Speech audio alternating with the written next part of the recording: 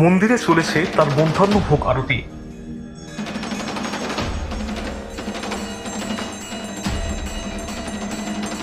ভক্তরা মন প্রাণ সন্নিবিষ্ট করে ডেকে চলেছে ভক্তের ভগবানকে। এই শিবলিঙ্গ যেন স্বয়ংভূ, আনুমানিক 2000 বছর আগে তার সৃষ্টি বলেই শোনা যায়। শুনে অবাক হচ্ছেন তো যে কোথায় আছেন এই দেবাদিদেব, কি বা তার নাম? তিনি শ্রী শ্রী দক্ষিণেশ্বর গুরু শিব। তার নামানুসারেই এই স্থানের নাম দক্ষিণেশ্বর। প্রতি বছর মহাশিবরাত্রি, নীলষষ্ঠী ও শ্রাবণ মাসে অসংখ্য ভক্ত সমাগম হয় এই মন্দিরে।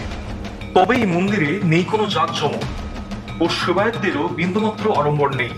তারাও যেন বাবার মতোই আড়ম্বরহীন ও অমায়িক। বান রাজার রাজত্বকালে স্থাপিত এই বুড়ো শিবকে ঘিরেই রয়েছে অনেক মাহাত্ম্য ও ঐতিহাসিক ঘটনা। মন্দিরের প্রধান সেবায়েত শ্রী শৈলেন্দ্রনাথ ঘোষালের বড় মেয়ে শ্রীমতী স্বপ্না ভট্টাচার্য জানান, আরিয়াদহের প্রাচীন শিব মন্দির হলো আমাদের বুড়ো শিব মন্দির, সবাই মোটামুটি জানেন। এখানে বাবার মাহাত্ম্য সম্পর্কে বলতে গেলে ঐতিহাসিক দিক থেকেই হোক কি মানুষের মানে অলৌকিক কিছু আমরা যদি বিশ্বাস করে থাকি সেই সূত্র ধরেই হোক, দেখা যায় যে লর্ড ওয়ারেন হেস্টিংস ঐতিহাসিকের সময় যদি আমরা বলি তাহলে লর্ড ওয়ারেন হেস্টিংস এখানে এসেছিলেন। তো উনি নির্দেশ দিয়েছিলেন ওনার সৈন্যদের যে এখানে খোঁড়া হোক, বাবাকে খোঁড়া হোক বাবার তল পাওয়ার জন্য। কিন্তু উনি খুঁড়েও কোনো তল পাননি ওনার, মানে বাবাকে খুঁড়েও কোনো খোঁড়াখুড়ি করার পরেও ওনার কোনো তল পাওয়া যায়নি। উনি অ্যাজ ইট ইজ যেরকম ছিলেন সেরকমই রয়েছেন। আর এটা গেল আমাদের ঐতিহাসিক দিক। আর অলৌকিক বলতে বাবার এখানে অনেক মাহাত্ম্যই রয়েছে। যেমন ধরুন হয়তো কারুর চাকরি হচ্ছে না, বাবার জন্য বাবার কাছে এসে সন্তানের জন্য বা স্বামীর জন্য হয়তো মানত টানত করে গেছেন, বাবা তাদের আশা পূরণ করেন। তারপরে অনেকে দেখাও দিয়েছেন অনেক রকম ভাবে, অনেকের কাছ থেকে পুজো চেয়েছেন, যাদের হয়তো পুজো দেওয়ার কথা ছিল তারা ভুলে গেছে, দিতে পারেননি, এরকমও আছে। আমরা নিজেরা যে সেবা করি, আমরা সেবায়িত পরিবার, আমরা যে সেবা করি আমরাও বাবার অনেক মাহাত্ম্য পাই। যেরকম রাতের বেলায় আমরা নাথ মন্দিরের দিকে আসতে সাহস পাই না একা একা, কারণ তখন ওখানে খড়মের আওয়াজ চলে, খড়মের আওয়াজ শুনতে পাই, বুঝতে পারি যে বাবা বেরিয়েছেন, বাবা হয়তো গঙ্গায় স্নান করতে চলেছেন। এই সমস্ত গুলো চলতে থাকে এখানে। আর এছাড়া তো আছেই, কারোর হয়তো শরীর খারাপ করলো, সে হয়তো মানত করলো বাবার কাছে, তার সন্তান বা তার স্বামী বা তার বাবা বা তার মা, যিনিই হোক সুস্থ হয়ে যান।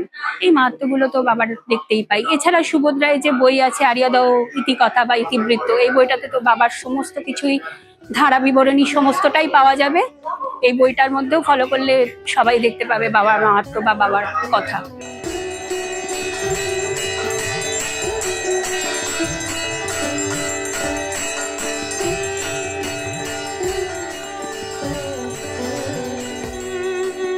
এই মন্দিরে যুগাবতার শ্রী রামকৃষ্ণ থেকে শুরু করে স্বামী বিবেকানন্দ, সারদা দেবী সকলেই এসেছিলেন বলে জানা যায়।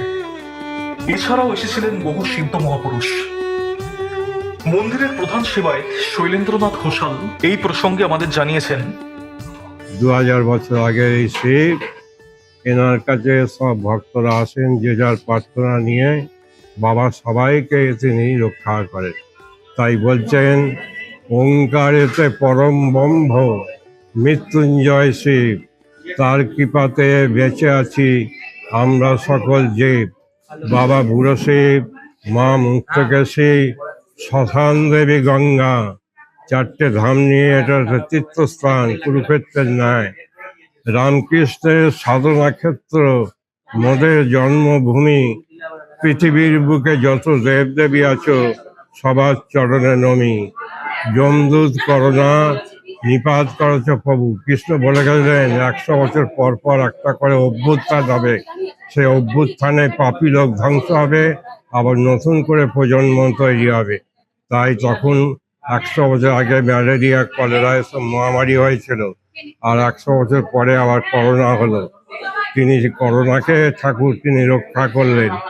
তাই বললেন, করোনা নিপাত করেছ প্রভু, ভক্তের যত ব্যাধি আছে নিপাত করো প্রভু, ভক্তের যত বাসনা কামনা পূর্ণ করো প্রভু। ওং শান্তি, ওং শান্তি, ওং শান্তি। আর রবীন্দ্রনাথ ঠাকুর বলেছেন গঙ্গার দিকে চেয়ে নম নম নম সুন্দরী মম জননী বঙ্গভূমি গঙ্গার তীর স্নিগ্ধ সমী জীবন জুড়ালে তুমি।